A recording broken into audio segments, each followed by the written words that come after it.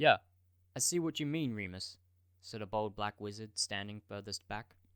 He had a deep, slow voice and wore a single gold hoop in his ear. "He looks exactly like James." This is the line used to display Kingsley Shacklebolt first appearance in the Harry Potter and the Order of the Phoenix novel. Kingsley Shacklebolt is a Harry Potter character whom I have great admiration and respect for, as he is not only a skilled duelist and aura when it comes down to it, but he is also a kind, polite individual who is accepting and understanding of all other characters he interacts with.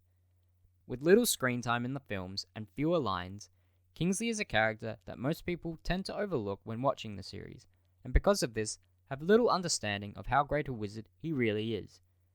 During the series, he took on and defeated 3 of the 5 Death Eaters that went after him during the Battle of the Seven Potters, all whilst needing to keep Hermione safe. He took on multiple Death Eaters at once in the Battle of the Department of Mysteries, including Bellatrix Lestrange and Augustus Rookwood. During the Second Wizarding War, whilst on the run, Kingsley encouraged the Wizarding world to defend nearby Muggle neighbours, together along with other skilled wizards such as Phileas Flitwick, Minerva McGonagall, and Horace Slughorn, duelled many Death Eaters at the Battle of Hogwarts, who included Corbin Yaxley and even Voldemort himself. With all his experience as a wizard, not to mention being an exceptional duelist, this leads me to imagine, what if Kingsley Shacklebolt had been appointed Defense Against the Dark Arts teacher instead of Dolores Umbridge?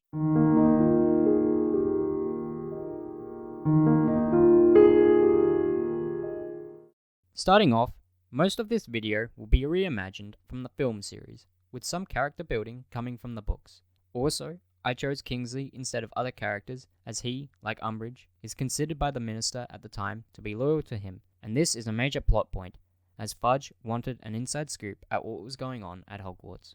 In the original timeline, Kingsley is one of 9 members of what is considered the Advanced Guard, the group of wizards tasked with escorting Harry from his house in Privet Drive to Grimmauld Place. Upon first seeing Harry, Kingsley remarks to Lupin how much he looks like his father James, later bowing to Harry when Lupin introduces him formally by name. He compliments Harry on his flying, saying, "Remus says you're a good flyer," and later, when the group is preparing to head off on their brooms, he assures everyone that nobody's going to die in his signature deep, calm voice.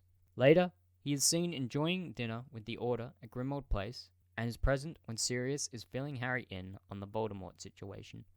Jump ahead, and we're at the Hogwarts main hall for the first feast of the year. Now this is where the story starts to take a turn from what we know as normal. Harry, together with Hermione, recognize a particular gold earring-wearing man sitting amongst the staff at the staff table. Kingsley, in his purple robes, is sharing a laugh with Professor Flitwick about a joke that only they can hear. Dumbledore rose to his feet and raised a hand for silence across the hall. Very good evening to you all. Now that we have been fed and the feast is over, I beg your attention for the usual start of year notices. To start, I will inform all first years that the forest in the grounds is forbidden for a reason, and no student is permitted to enter it. Secondly, our caretaker, Mr. Filch, has asked me to remind all students that magic is not tolerated within the halls between classes. We have a few changes in staff this year. With Professor Hagrid on temporary leave, we welcome back Professor Grubbly Plank, who will be taking you for your care of magical creatures classes. A polite applause was heard across the hall. I would now like to introduce you to our new Defense Against the Dark Arts teacher, Professor Shacklebolt. Murmured disruption broke out in the hall. Students' reactions were a mix of shock and admiration, as it was rare for them to ever see an aura, not to mention someone as accomplished and well-respected in magical law enforcement, such as Kingsley. Kingsley, ever humble, simply stood, bowed with a smile to the students, and sat back down. Dumbledore finished the remainder of his speech and dismissed the students to their common rooms. Harry couldn't believe the school's luck. Kingsley being appointed Defense Against the Dark Arts teacher was the best news he'd heard all year. Finally, we'll have a real shot at some hands-on action against the dark arts, Harry told Ron and Hermione as they were leaving the Great Hall. Harry, don't you understand what this means? Harry and Ron looked at Hermione, perplexed. It means the Ministry is meddling with Hogwarts. Fudge only has Kingsley here because he thinks he has the one-up on Dumbledore. If only he knew the truth of his mistake. In this scene, what you have to understand is Harry has gone from feeling extremely isolated, alone, and vulnerable to feeling a sense of security and closeness around his friends and about the future of Defense Against the Dark Arts classes ahead of them.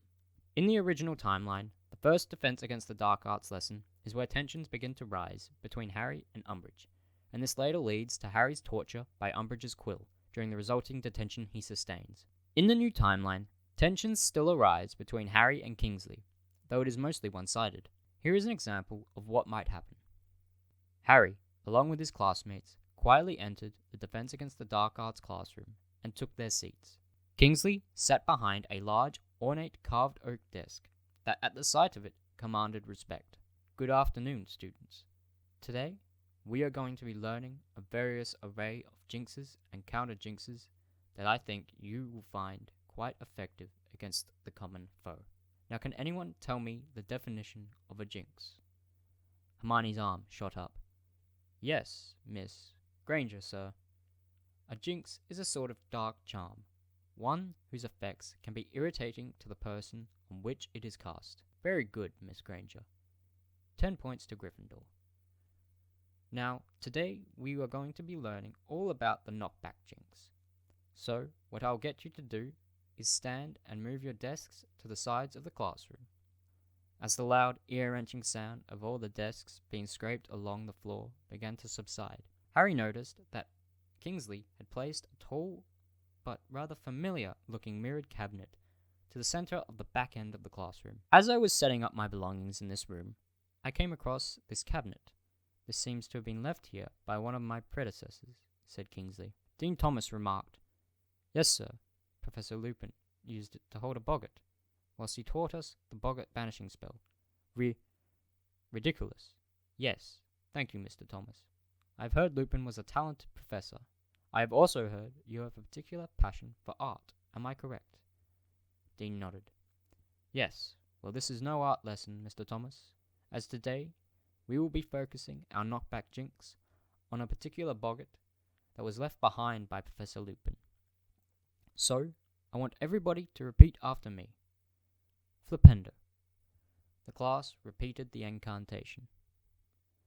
Sir, shouldn't we be learning more advanced defensive spells, such as counter curses?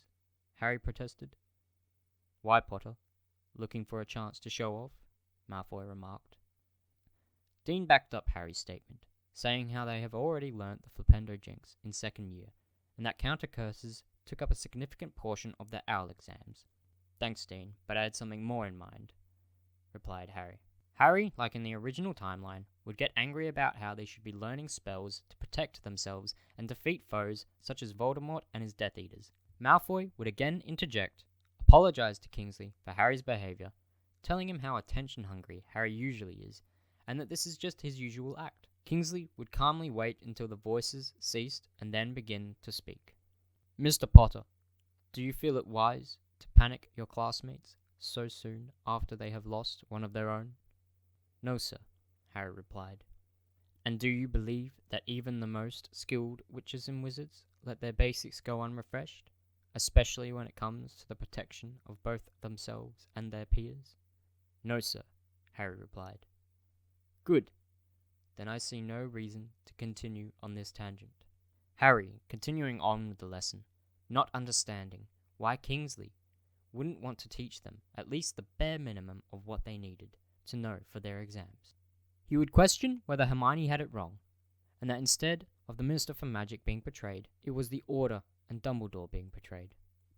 Ending the lesson on knockback jinxes, Kingsley would see the students out, saying, Remember, next lesson we will be performing the counter jinx to Flipendo. Mr. Potter, stay back. Malfoy grinned towards Harry at the news as he exited the classroom, bumping into Harry's shoulder. Harry would end up talking to Kingsley in what his classmates thought was a detention. The conversation would end up sounding something like this.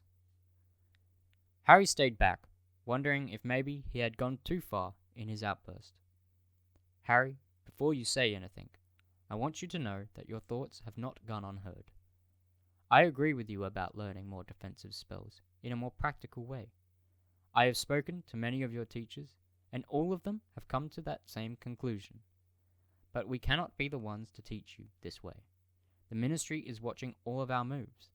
Fudge wants any small bit of dirt on Dumbledore he can get. As you may have guessed, I have been placed in this position at Hogwarts because of my close working relationship with the Minister.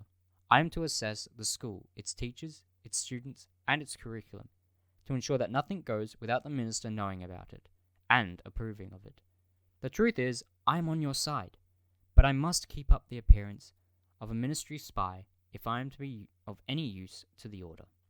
Harry, although agreeing with Kingsley, questions him about the use of teachers who weren't allowed to teach them properly. To which Kingsley replies, I said that we cannot teach you, but I did not say anything about teaching yourselves. G'day guys, thanks for watching my first video on this channel. Part 2 of this Harry Potter What If is currently in production. I can't wait to get it out there, so if that's something you would like to see, then make sure you click subscribe so you can see when it's released. But until then, mischief managed.